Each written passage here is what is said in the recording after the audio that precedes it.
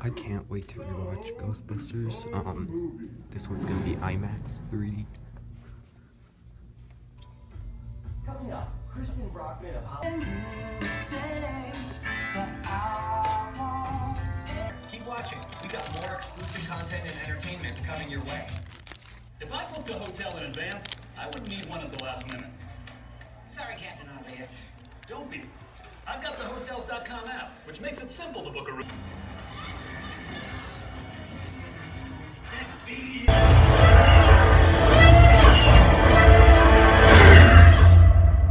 What will you become?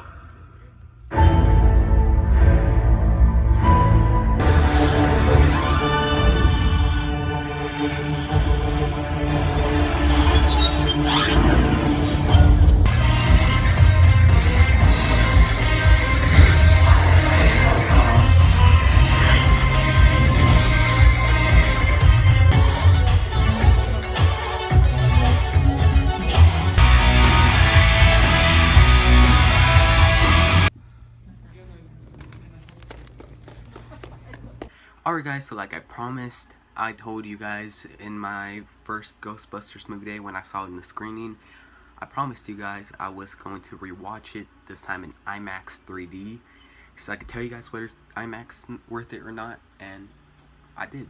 I'm gonna just show you the tickets, kind of faded, but I saw it in IMAX 3D. And for IMAX 3D, or the AMC moviegoers, they give you a Ghostbusters pin, which I will be using for this review. And I'm going to point out a few things I forgot to point out in my previous review for Ghostbusters, so let's move on. There's my pin. It's gonna go along with the X-Men and the Angry Birds pin I got a few months ago when I watched them in theaters as well. But anyways, Ghostbusters, if you want to see what I thought about the story, the acting, the characters and everything, check out my original review, because in this review I'm mostly going to talk about the IMAX 3D, whether it's worth it or not, but I do want to mention a few things I didn't mention the first time because I ran out of time. I could only record up to 10 minutes with this app I have, so let's just continue. Now, a thing that, not just the first time when I watched it, but the second time that I watched it, one of the main issues I had with this movie were the male characters. They treated men like complete shit in this movie, and the reason why I say that's because it looks like they didn't like men at all during this movie. Because first of all, we have Kevin. He's an idiot. Then we have the mayor, who is played by Andy Garcia. He's a complete asshole.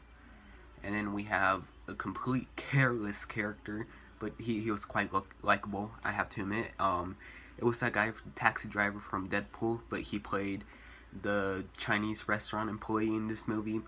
But it just didn't look like they were supporting men at all. I felt like they were like, we already did that with the original Ghostbusters, and there's no need to do it with the female version of Ghostbusters.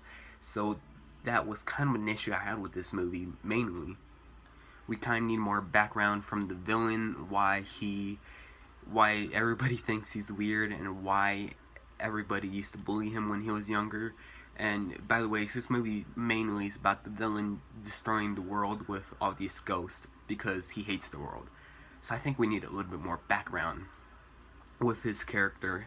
And you know, he wasn't, you know, what's the word? He wasn't threatening or anything. He was just kind of a, sometimes over the top, but sometimes kind of a goofy villain. He kind of felt like a villain from a Nickelodeon movie. So that's another issue I had with this movie. Now, the screening I went to on Tuesday was not in 3D, so I was beyond pissed about that. And plus, I wanted to experience Ghostbusters in IMAX 3D, which I did this afternoon. And what do I think about the IMAX 3D? The IMAX 3D changed the way I watched this movie for the first time in 2D, because trust me, there's a lot of difference between standard and IMAX 3D of Ghostbusters, because there's something that they do in this movie that they did in a very few movies. They did it one time in Pixels in 3D, and they did it a lot of times in Penguins of Madagascar in 3D. What they do in this movie is it's called Letterbox. They have the movie, and then they have the black bars. And for example, every time one of the Ghostbusters gets their proton pack and launch it in your face, it the effects get out of the black bars. And whenever a ghost or even Slimer is going right at you, it gets out of the frame and it goes into the black bars. Here's an example that I found online of the IMAX 3D and the standard. Pause it and take a look and you'll see what I'm talking about. I'm sorry, the app I use makes it small to view, but if you take a close look to it, it stands out of the black bars, and it makes the 3D pop more, and it's some of the best 3D I've seen used in a live action movie ever, because along from other great movies, live action movies I've seen in 3D, like Teenage Mutant Ninja Turtles, they throw a lot of stuff at you.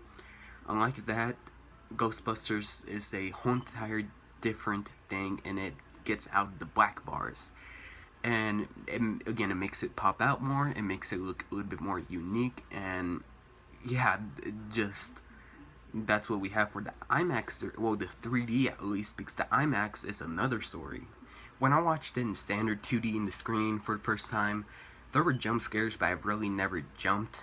And watching this for a second time, I already knew when the jump scares were going to happen, but yet, with the IMAX audio, I still managed to jump out of my seat.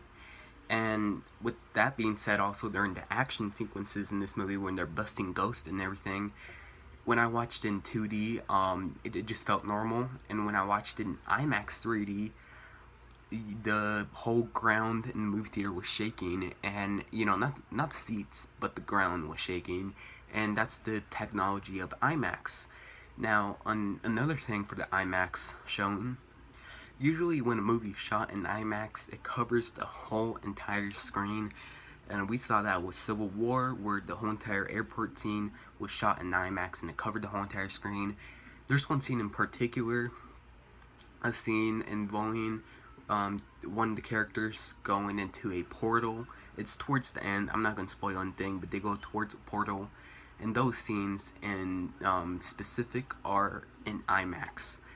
And I'm pretty sure that scene, I'm about 95% sure that scene was shot in IMAX, but I might be wrong. It was probably converted in IMAX, but I doubt it was converted in IMAX because it covered the whole entire screen, and I'm pretty sure it was filmed in IMAX. So I'm mostly positive sure it was filmed in IMAX, but I'm not too sure. But other than that, this is definitely a hell of a experience. If you really enjoyed this movie the first time and you want to watch it a second time, definitely put your money on IMAX. And especially if you want to see it in 3D, even though if you're skeptical of the movie, then see it at least in 2D.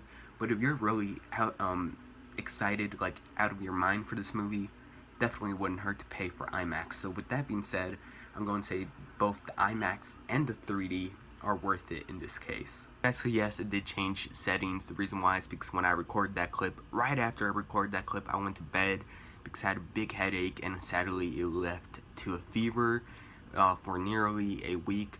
But anyways, yeah, wrap things up. I know it's probably not an IMAX theater near you, but it at least check it out in 3D. It's a fun movie. Go check it out anyways. Thank you very much for watching. I'll see you guys for my next movie day.